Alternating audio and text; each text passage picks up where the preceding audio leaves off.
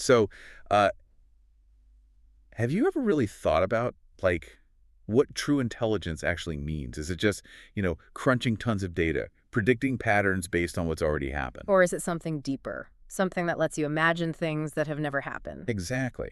And what's fascinating is that some of the real pioneers in AI, the people who built the field, are now actually its biggest critics. Right, precisely because they think current AI is missing that deeper thing. And that's exactly what we're diving into today. We're looking at this incredible book, Why, subtitled The New Science of Causality, by the legendary computer scientist Judea Pearl. Yeah, and our mission really is to unpack why Pearl thinks causality isn't just another topic, but like a whole new science. Hmm. We'll get into why science kind of ignored it for, well, over 100 years. 100 years, wow. Yeah, and crucially, how figuring this out can actually sharpen your own thinking and maybe even, shape where AI goes next, all based on excerpts and interpretations from Pearl's book. Okay, let's start with Pearl himself. He's, 83 years old, an AI pioneer.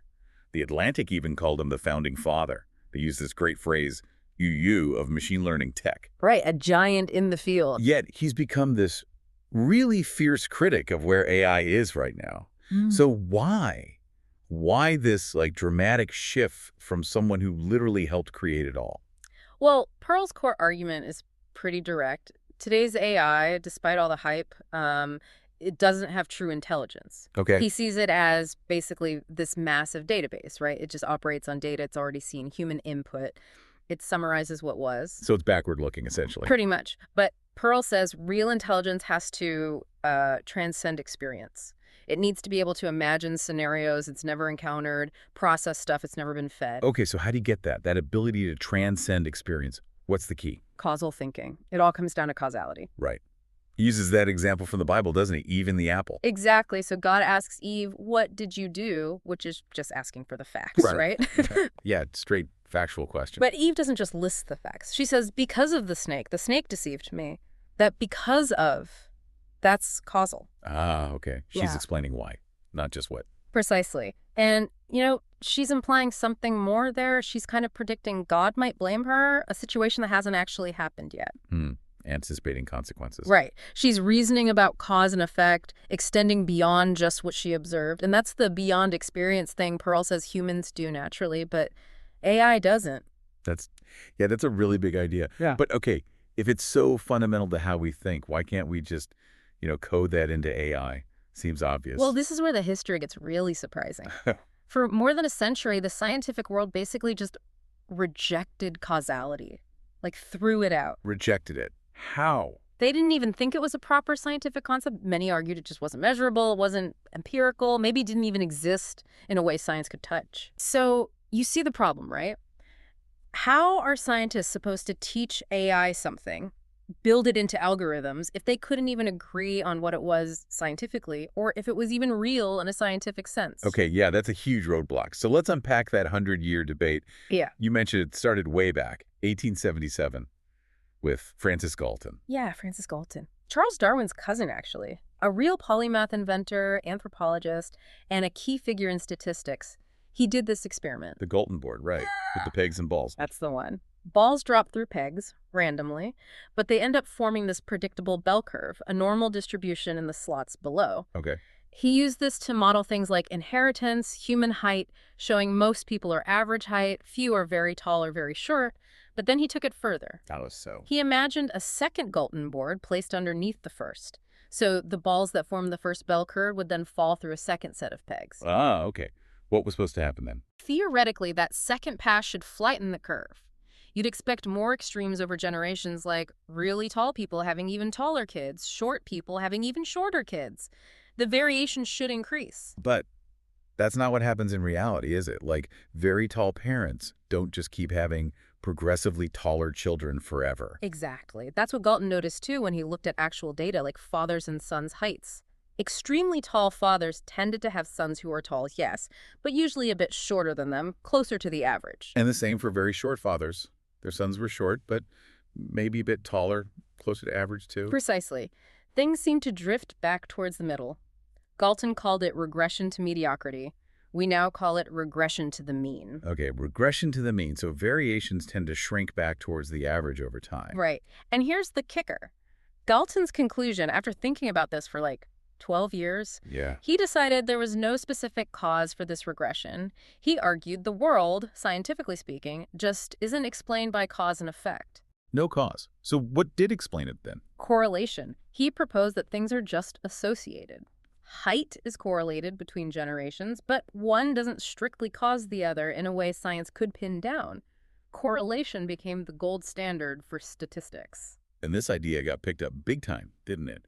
By his student, Karl Pearson. Oh, absolutely. Karl Pearson, hugely influential statistician, he basically laid down the law, famously declaring that in science there is only correlation, no causation. And, well, that became the dominant view for decades. It steered science away from even trying to tackle causality. But wait, you mentioned something ironic earlier about Pearson himself. Ah, yes. So Pearson, Mr. No Causation, ran into a bit of a problem. He still had to talk about some correlations being, meaningless. Like what? Well, the classic example is the correlation between, say, a country's chocolate consumption per person and the number of Nobel Prizes it wins. There is a correlation statistically. Right, I think I've heard of that one. Wealthy countries tend to have both. Exactly.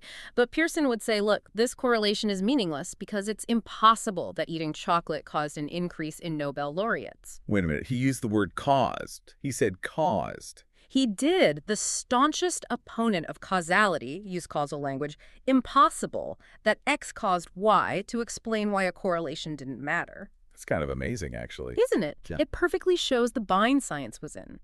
They couldn't prove or define causality scientifically, but human thinking, even a top statistician's thinking, just couldn't operate without it. You need that why.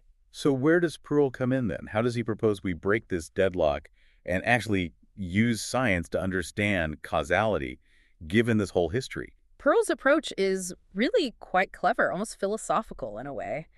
He suggests maybe we've been looking at it wrong. How so? He argues that causality might not be some objective feature of the universe that science has to find and prove, like gravity. Instead, maybe it's primarily a subjective human way of thinking. Subjective, meaning? Meaning, it's a model we build in our minds. We observe objective facts, objective correlations out there in the world, but then we subjectively construct causal links between them to make sense of it all. So the world might just run on correlations. Possibly. But our human minds need the structure of cause and effect to understand it, to navigate it, make predictions, decide what to do. Think about it. You eat one piece of cake, you feel a bit full.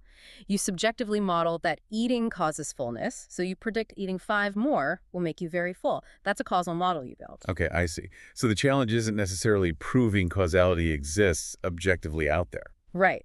The challenge, especially for AI, is figuring out how to teach the subjective human way of causal reasoning to a machine, and by extension, how we can get better at it ourselves. Okay, let's pivot then from the history to the how-to. If causal thinking is so important, maybe the key to, like, real intelligence, Yeah.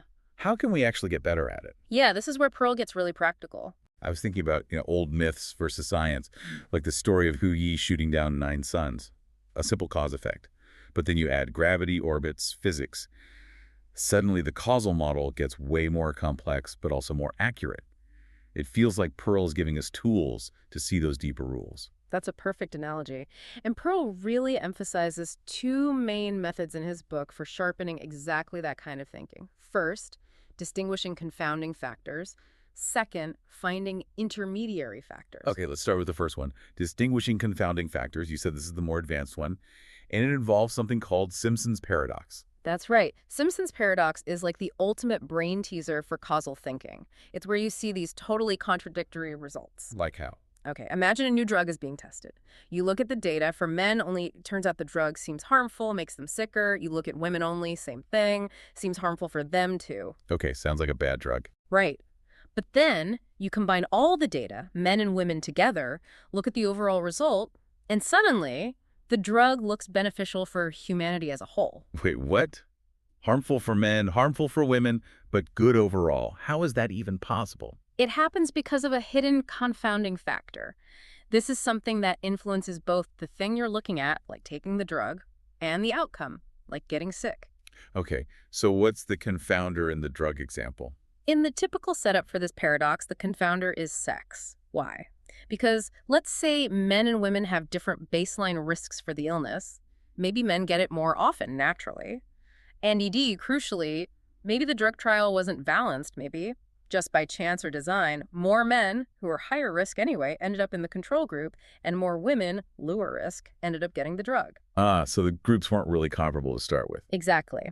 The difference in risk between men and women, combined with the skewed assignment to groups, creates the statistical illusion when you just mash all the data together. The overall number is misleading. So how do you fix it? How do you get the real picture? Pearl's method is, you have to block that confounding factor. You never just combine the raw data directly when you suspect a confounder, like sex is messing things up. So you keep them separate. Yes.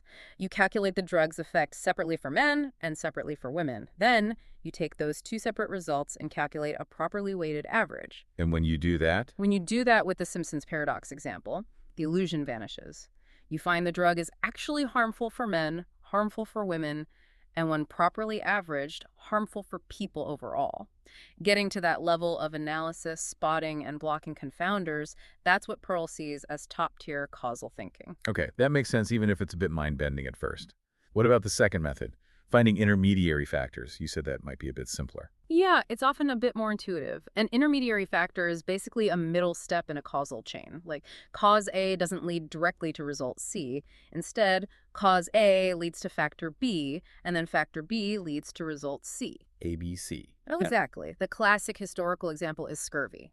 Yeah, the sailor's disease. No! Initially, they thought lemons prevented it, right? So lemons, no scurvy, simple AC. Right. That was the model for a while, and it worked. Mostly. But then, things went wrong. How? Well, sometimes they switched to cheaper West Indian limes, which looks similar. Or, to make the juice last longer on voyages, they started boiling it. Did it still work? Nope. Scurvy came back with a vengeance in both cases. So the simple model, lemons no scurvy, was clearly wrong, or at least incomplete. Boiling lemons shouldn't stop them from being lemons, right? Yeah, good point. So something else was going on. What was the missing link, the intermediary factor? It was vitamin C. That was the crucial discovery. Ah. Lemons, especially fresh, unboiled Mediterranean ones, contain vitamin C, factor B. And it was the vitamin C that actually prevented the scurvy result C. So lemons, vitamin C, no scurvy. Exactly. West Indian limes had much less vitamin C, and boiling destroyed the vitamin C in the lemon juice. Once they identified vitamin C as the intermediary factor, the whole picture made sense. That's a great illustration. So the lesson is, if your cause and effect model seems to break down sometimes, look for that hidden middle step. Look for the intermediary factor. It's often the key to a more robust and accurate understanding of why things happen. wow.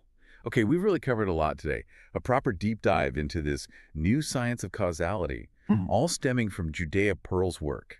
It's taken us from even the apple through a century of scientific debate to drug trials and scurvy. Yeah, it's fascinating stuff. And just to recap the big takeaways from Pearl's perspective. First, this idea that causality isn't necessarily some objective thing out there, but more of a fundamental, maybe subjective human model we use to make sense of the world, even if the world itself just runs on correlations. Right. It's how we think. Exactly.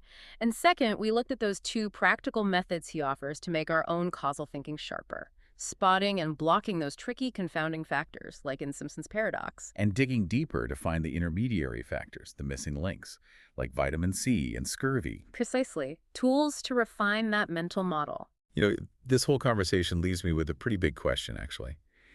If causality is largely this human construct, this subjective lens we put on reality, how does thinking about it that way change how we tackle really complex problems? You know, in our own lives or even globally. That's a deep one. And maybe even what are the real limits here? Can we ever truly teach a machine to think with causality in the same rich, subjective, sometimes even intuitive way that humans do? Or is that always going to be a uniquely human thing? Yeah, definitely something to chew on. What does it mean if our most powerful tool for understanding is something we create, not just observe? Food for thought until next time.